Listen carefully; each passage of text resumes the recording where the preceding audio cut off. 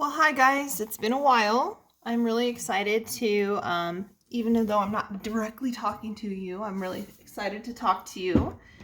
Um, so just a reminder that after you take these notes, you should try the homework, and always you should stop the notes and go back and rewatch them if you're confused. And then if you're still not sure how to do a problem, it would be a really good idea to leave the question on Google Classroom. That way, when we have our Zoom meeting, I will know exactly what topics I need to cover.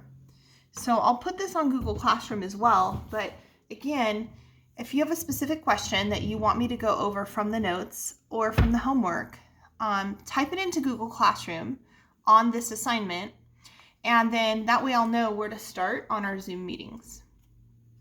All right, guys, so we're going to start with angle measures in degrees and radians. So before we left, we talked about two different ways to measure an angle. And one of them was degrees, which everyone's pretty familiar with, right? There's 360 degrees in a circle. And the other method or measurement is called a radian. And so a radian is equal to 2 pi as a circle.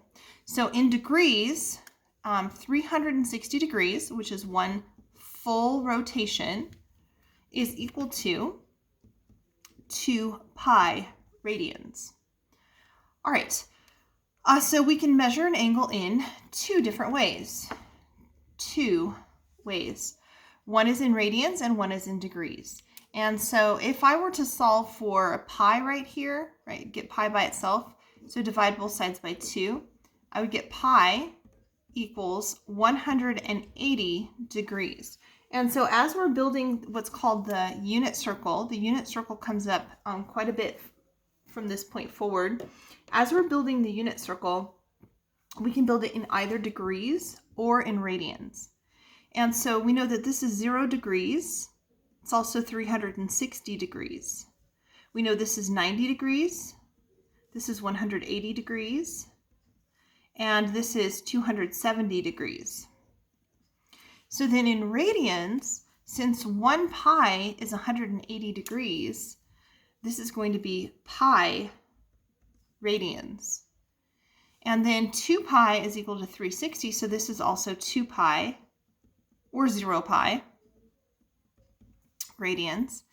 And so in between 0 and 1 would be 1/2 or pi over 2 radians. And in between 180 and 360, halfway in between 1 and 2 pi would be 1 and 1/2. 1 and 1/2, which can be written as 3 pi over 2, because 3 over 2 is 1/2.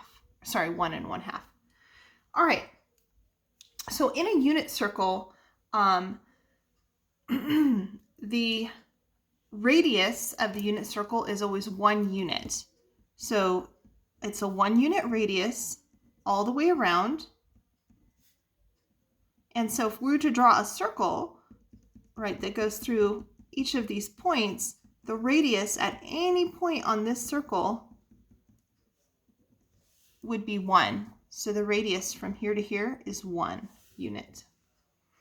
And that is the beginning of what's called the unit circle. Okay, so how do you convert back and forth from degrees to radians or from radians to degrees? So from degrees to radians, we would multiply by pi over 180 degrees. Now to go backwards, we would multiply by the reciprocal, which would be 180 over pi. So just like when you're converting from feet to inches, right? When you're converting from inches to feet, one way you multiply by 12, the other way you divide by 12. All right, so an example. We're going to go ahead and multiply this by pi over 180. And then we'll do some reducing. So 30 goes into itself once, and 30 goes into 180 60 times. Multiply straight across, and we get pi over excuse me, the degrees canceled. Pi over, not 60 times, I apologize, 6 times. Pi over 6. So pi over 6. All right, the next one, same thing. Excuse me, guys. So the same thing, we're going to multiply by pi over 180. And so we're going to reduce this. And don't forget, we've got a negative right here. So watch out for that. Our answer will be negative. Oh, and just a refresher, if we have negative 45 degrees, that means we're moving backward or clockwise on the circle. Okay, so 45 goes into itself once. And 45 goes into 180, 1, 2, 3, 4 times. And so this is going to be negative pi over 4. And then finally 475 degrees, we would again multiply by pi over 180. And then reduce, so the degrees will cancel. I know 5 will go into both. So 475 divided by 5 is 95 degrees. So 95 pi over 180 divided by 5 is 36. It does not reduce any further. 95 and 36 don't have any common factors. And so again, to do this, right, anytime we're going from degrees to radians, we're going to take our angle, which we call theta, and we're going to multiply by pi over 180 degrees. Okay, so theta degrees, right, we're going to multiply by pi over 180 to convert to radians. All right, now to go from radians to degrees, we're going to multiply by the reciprocal of that. So this time we're going to multiply by 180 over pi. And so our pi's are going to cancel. All right, pi's reduce out. 3 goes into itself once. 3 goes into 180 60 times. Multiply straight across. 2 times 60 is 120. And this would all be over 1, so 120 degrees. All right, the next one, be careful again, it's a negative.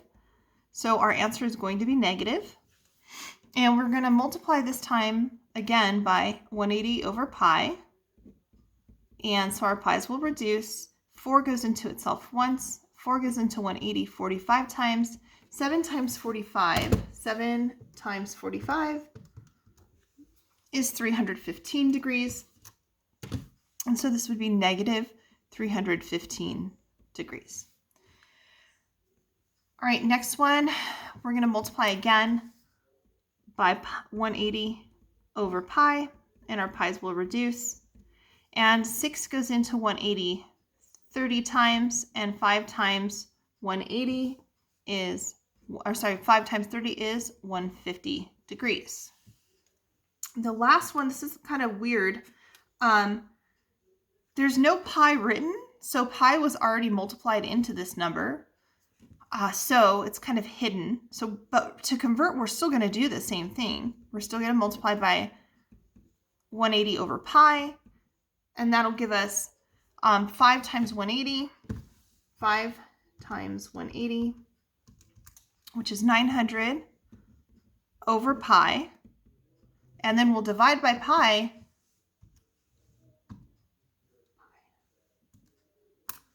And we get 286 roughly 0.5 degrees. Okay, so then again, if we're converting from radians to degrees, we're going to take our angle, sigma. This time it's not degrees, it's just in radians, sigma. And we're going to multiply by 180 over pi. And there we go. All right, flipping to the next page.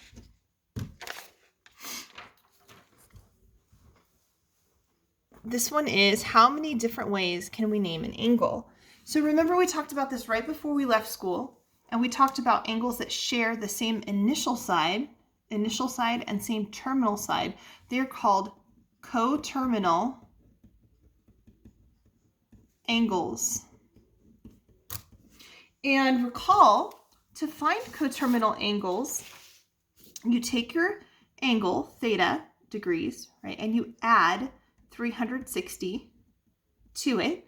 Or to find the negative angle, you take your angle, theta, and you subtract 360 degrees. Now recall, unless, right, it's too big, right, then keep adding or subtracting until you get a positive and a negative angle. Okay, so now in radians, 360 degrees, well, recall from the previous page, 360 degrees is equal to 2 pi. And so now we'll do the same thing. We'll take our angle, theta, and we will add 2 pi to it, or we'll take our angle theta and we'll subtract 2 pi from it. And we'll do that if we need to more than one time until we get both a negative and a positive coterminal angle. All right, so let's have an example here. So I'm going to do add 2 pi first. So to find the coterminal angle, that's the smallest and the largest coterminal angles, we're going to add 2 pi. So that gives me pi over 2 plus 2 pi over 1. I need to get a common denominator, so I multiply both the top and bottom by 2, and that gives me pi over 2. I'm sorry, I should have done that over here, my bad, times 2, right? No, I was right, sorry, pi over 2 plus 4 pi over 2. And then when we're adding fractions, remember we only add the numerator, so 1 pi plus 4 pi would be 5 pi over 2. Okay, so 5 pi over 2, that's one of our answers. The other answer is we're going to subtract 2 pi. So I'll take pi over 2, and I will subtract 2 pi over 1. Again, getting a common denominator, so I have to multiply both the top and bottom by 2. That gives me pi over 2 minus 4 pi over 2, which is negative 3 pi over 2. And so since I have one positive and one negative angle, I am done. All right, next one, 7 pi over 3. I'm going to first add 2 pi.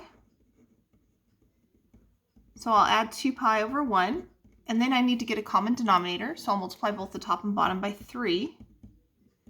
That would be 7 pi over 3 plus 6 pi over 3, which is 13 pi over 3. 13 pi over 3. All right. And the next one, I'm going to subtract 2 pi.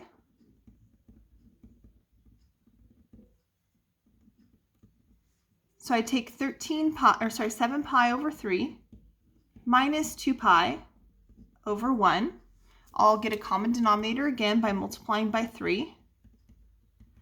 And that gives me, that's 7 pi over 3 minus 6 pi over 3, which is only 1 pi over 3. Now it's still positive.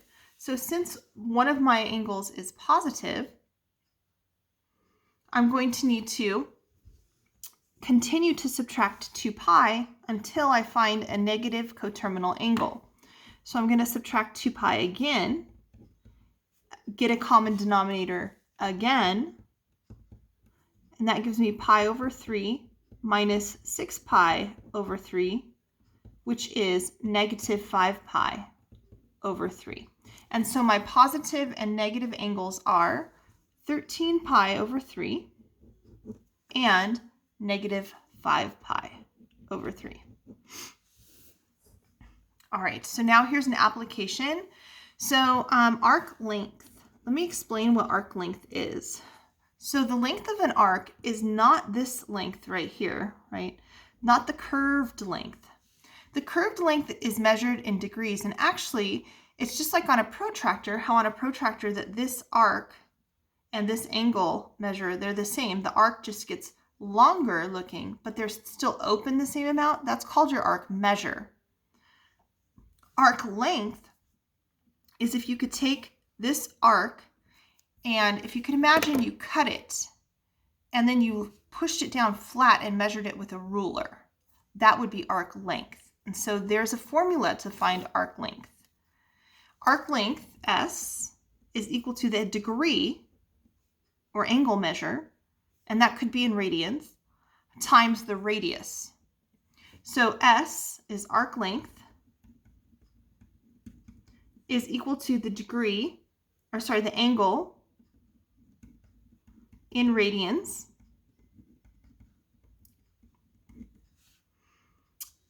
and then times the radius of the circle. Or another way to write this would be if you wanted to solve for the radians, sigma equals, well, you would divide by r on each side, and you'd have S over R. So that's a variation of that formula. Example, determine the arc length, so we're looking for S, of a circle of radius 6, so that's some more information we need. Radius is 6 centimeters, intercepted by an angle of 1/2 pi. When they say intercepted, they mean that this angle is cutting that portion of the circle. And so what we're going to do is we're going to use this formula directly because we're looking for S. And we're going to substitute in our given information. S equals the angle measure in radians, which is 1/2 pi, times the radius, which is 6 centimeters. And half of 6, 1/2 times 6 times pi centimeters. Half of 6 is 3, so these will reduce. So I get 3 pi centimeters. And then if they wanted it as an approximation, we would take the calculator, and I would take 3 pi, and that would be 9.42. It's about 9.42 centimeters. All right, here's another example. It says a pendulum of length 2.4 meters swings through an angle of -35 degrees. How far does the tip of the pendulum go?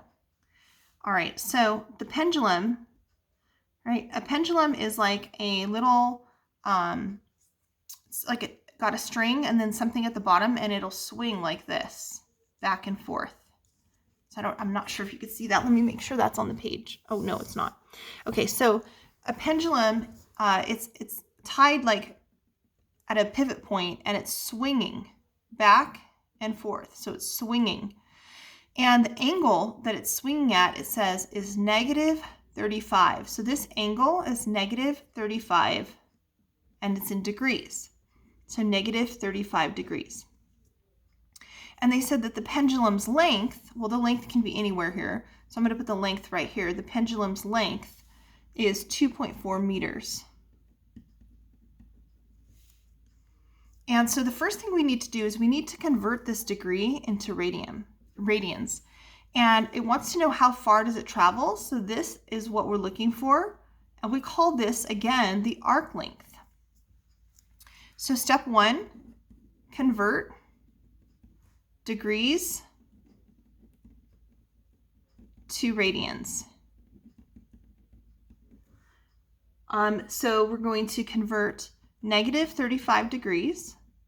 By multiplying, we're going to go back to our previous page to convert from degrees to radians. We're going to multiply by pi over 180. So times pi over 180 degrees. And then we'll do some reducing. I know that 5 will go into both of these. So 5 goes into 180 36 times. And 5 goes into 35 7 times. And then we'll multiply straight across, and this is -7 pi over 36. All right, and then step 2 is we're going to use S equals theta times R, where theta is the the angle measure in radians. So S equals negative 7 pi over 36 times the radius. And the radius was right here, right from here to here. The center to the edge is 2.4 meters. All right, and then we're going to do some simplification. So we're going to multiply negative 7 times 2.4. So negative 7 times 2.4 is negative 16.8 pi over 36, and this is meters, and negative 16.8 times pi, and then divided by 36 is negative 1.466, so negative 1.466 meters. Now, I want you to think about something though. This is an application problem, and we're asking about the length from here to here. Lengths cannot be positive, so we're going to just forget about this positive and drop it off. Okay?